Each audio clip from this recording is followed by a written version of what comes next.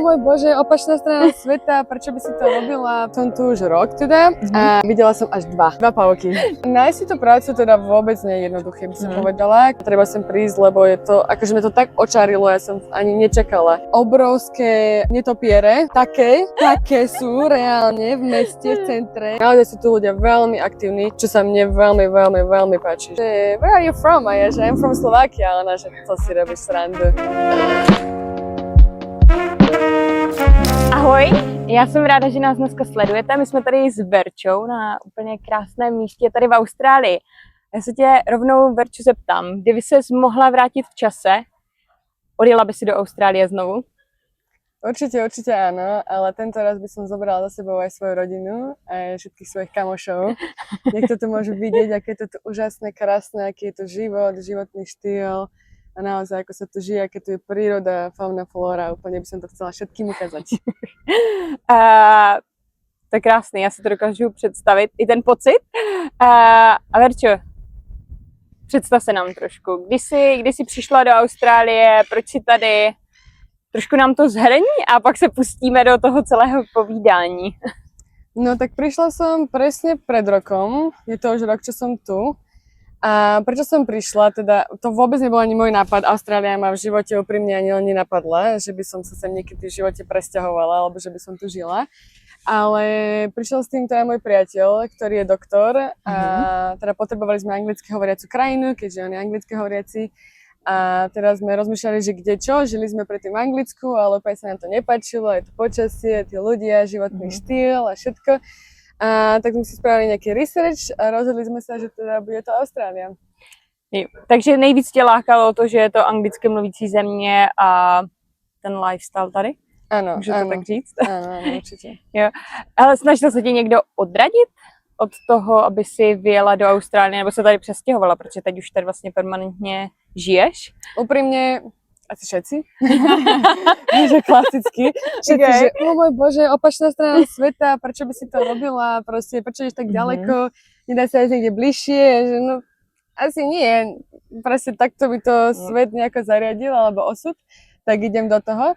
A každopádne všetci boli hneď, že a čo zvieratka, a čo pavúky, a čo hady, a je to tam nebezpečné, a neviem čo, a prečo by si tam išla.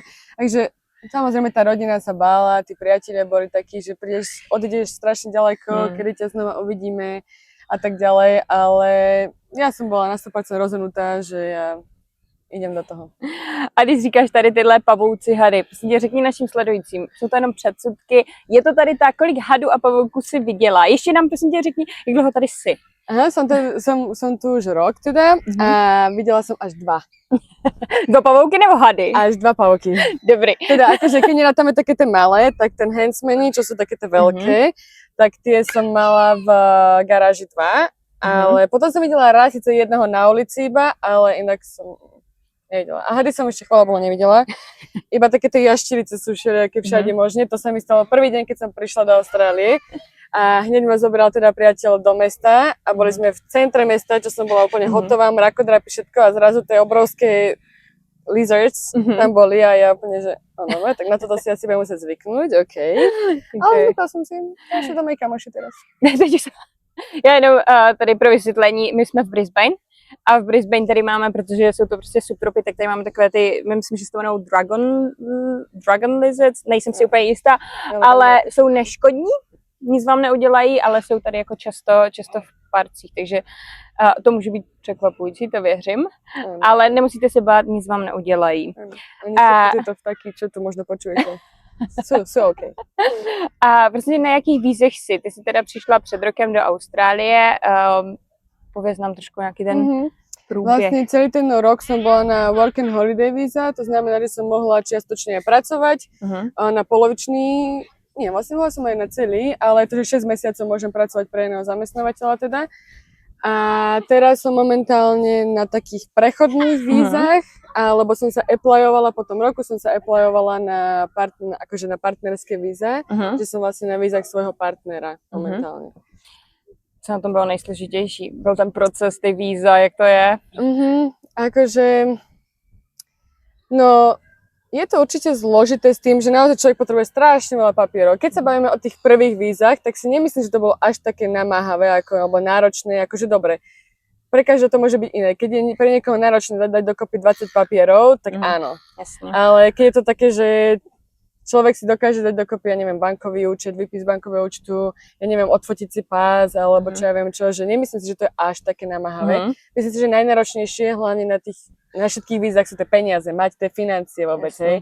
Že to je na tom naozaj to najzložitejšie, alebo také, že si človek musí naozaj rozmyslieť, že OK, stojí mi to za to, idem do toho, je to strašne veľa peňazí.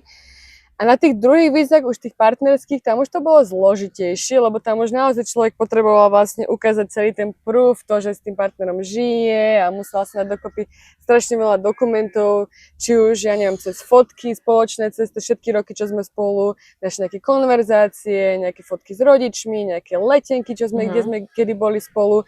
Takže to také, že človek si tak potom neskôr uvedomuje, že je strašne super si zapisovať, kde bol človek, ako bol, mať proste nejaké diáre alebo čokoľvek, aby to vedel, lebo nikdy nevie, keď to bude potrebovať. Áno.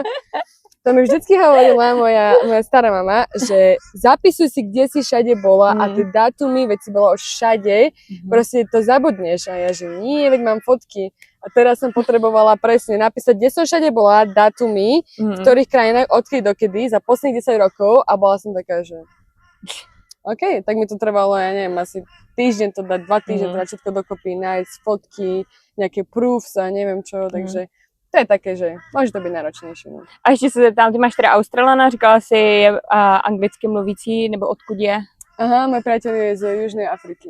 Takže ten přístup a postup pro něj byl taky složitý. Áno, pre neho to bolo ešte zložitejšie dostať jeho.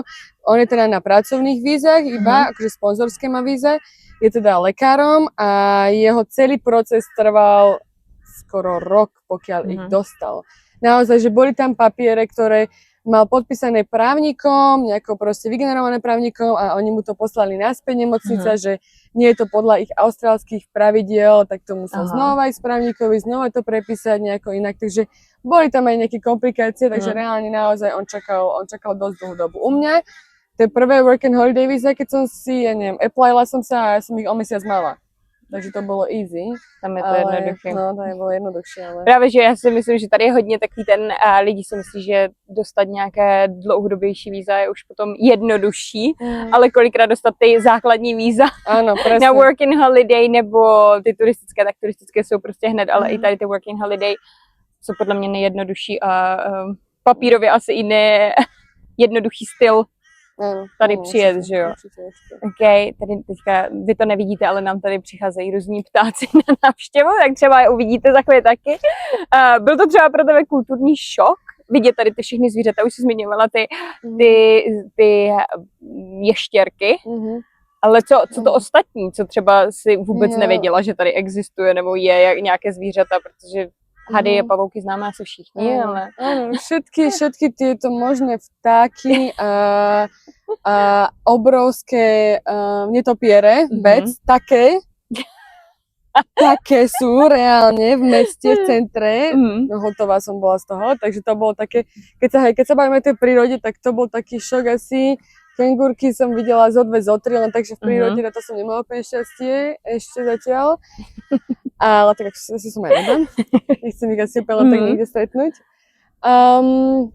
Čo také? No, veľmi ma fascinuje, ja som úplne šťastná, keď vidím všetky tie možné papagaje farebné, mám ich proste na záhrade, je to úplne úžasné, úplne som z toho, že wow, keď zapadá slnko, vidím všetky tie vtáky, cítim sa niekde proste úplne jak v rozprávke Lion King, keď zapadalo slnko, tak sa vždycky cítim, až na to, že to nie je úplne iné safari, ale je to stále safari.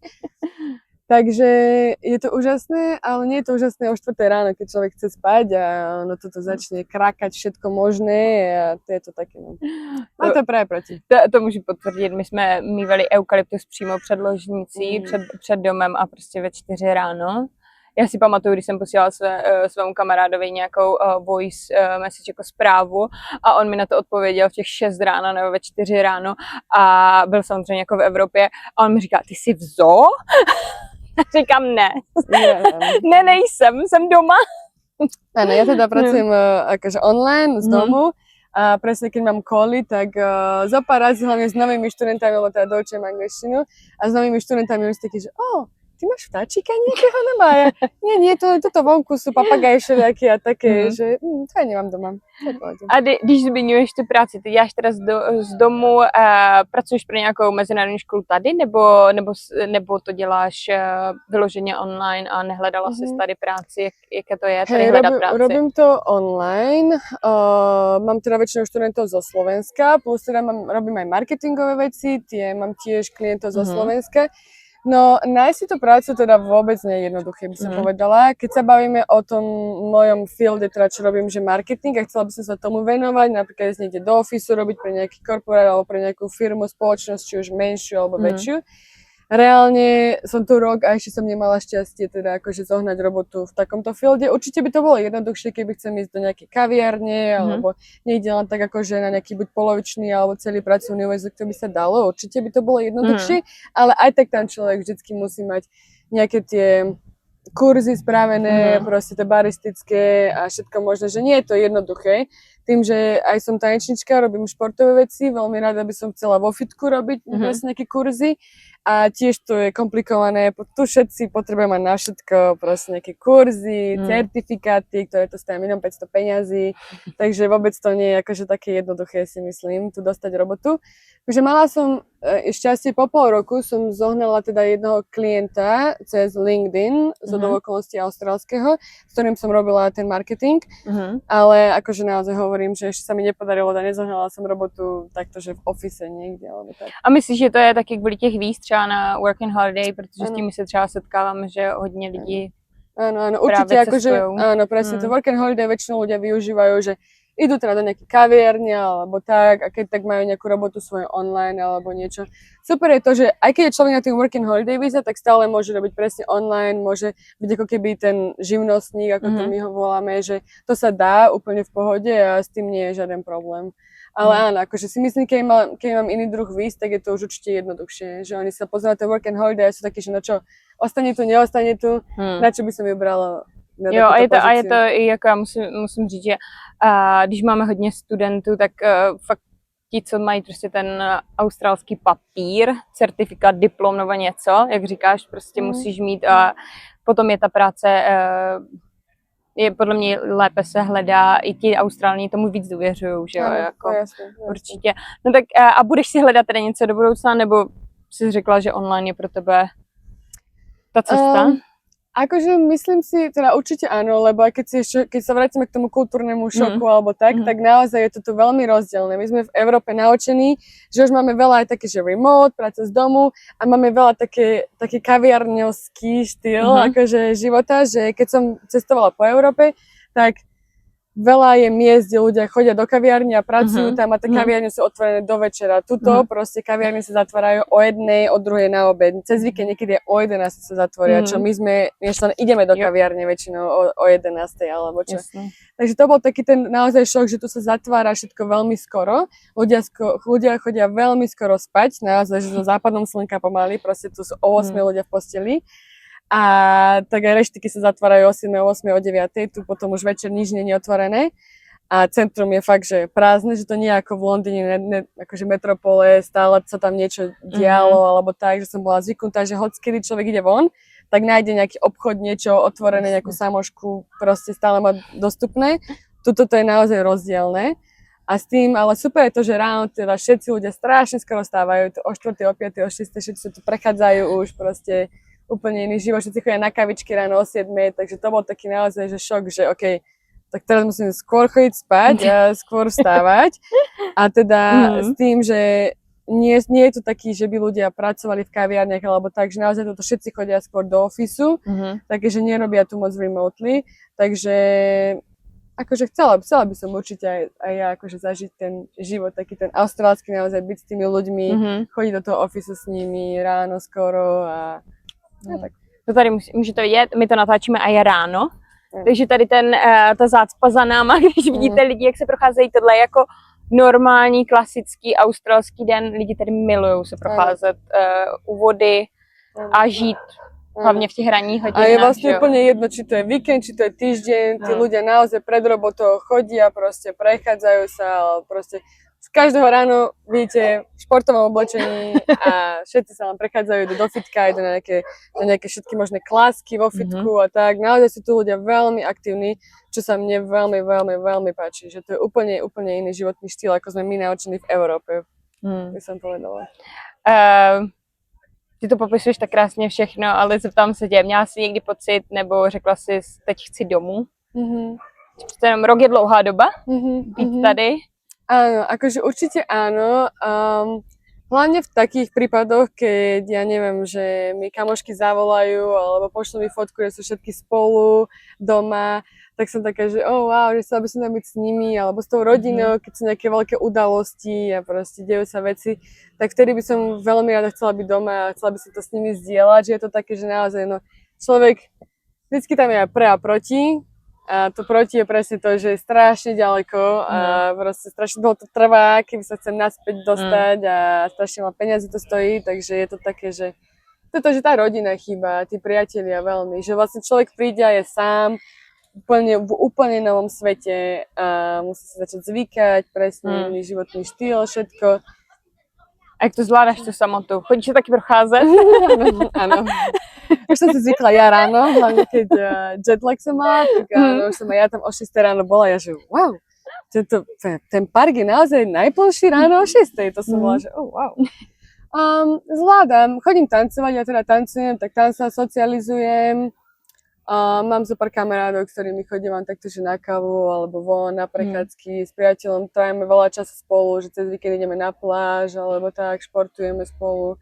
Takže akože sú tam presne také chvíle, že si človek povie, že chýbajú mu tí jeho ľudia a tá jeho kultúra a takéto, že naozaj proste ľudia sa poznajú a cíti sa tam človek bezpečne, dobre, ale dá sa to zvládnuť.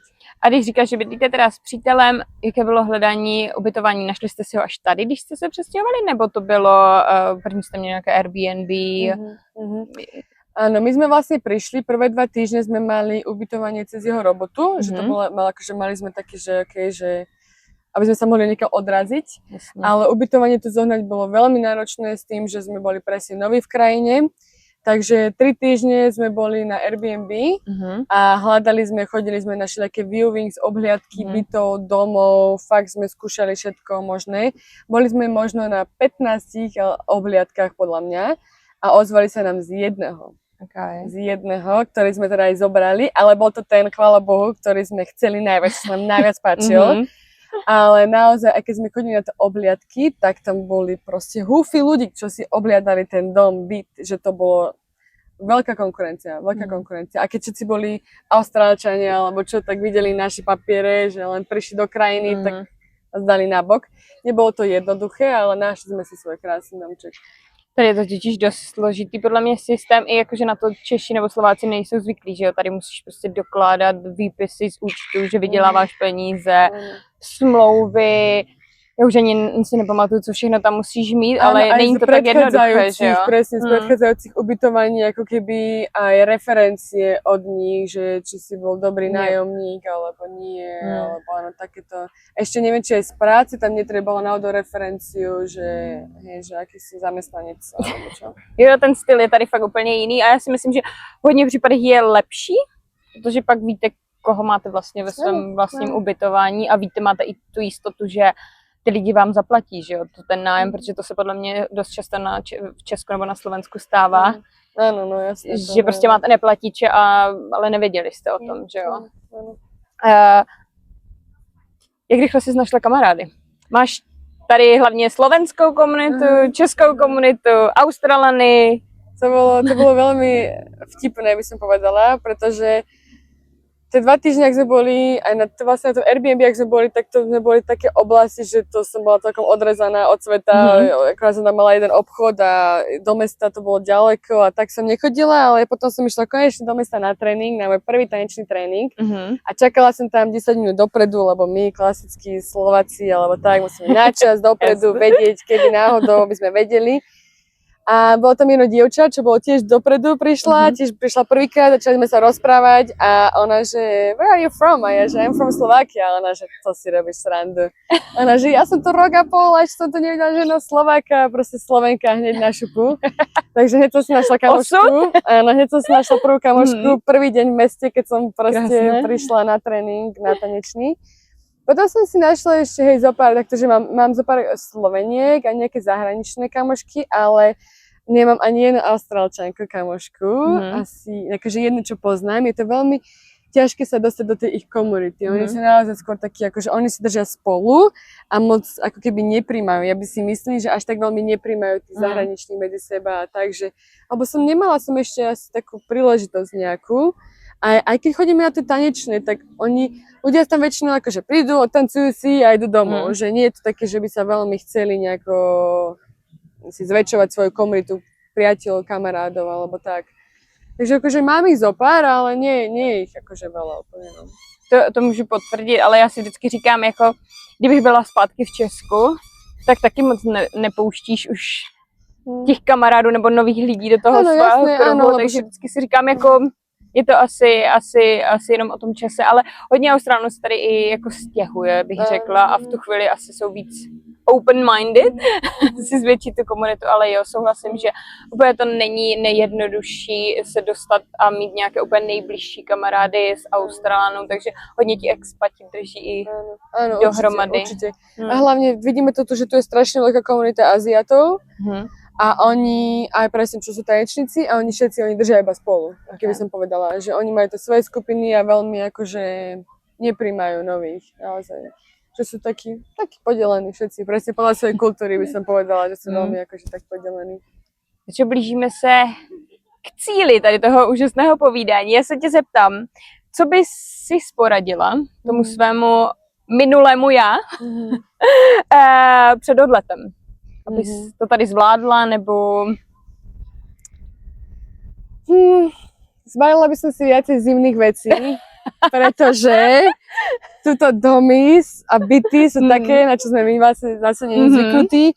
My máme poriadne kúrenie, poriadne okná, plastové, neviem, trojkomorové, či koľko to je, jak sa to povie, neviem. A tuto v zime tu je zima v domoch a cez leto je tu teplo v domoch, lebo majú obrovské okná, všetko je proste akože presvetlené, krásne, super výhľady, ale stojí to za. Takže akože možno to, že by som v zime menej mrzla vnútri, v dome. To souhlasím. Ale okrem toho ani neviem, akože nebať sa naozaj ísť do toho, fakt ísť do toho, lebo človek nemá čo stratiť. Keď nie, hoďkedy sa môže zbaliť, odísť, vrátiť sa do Európy, alebo hoď kde človek chce byť. Ja si myslím, že určite to treba vyskúšať a treba sem prísť, lebo je to, akože mi to tak očarilo, ja som ani nečakala.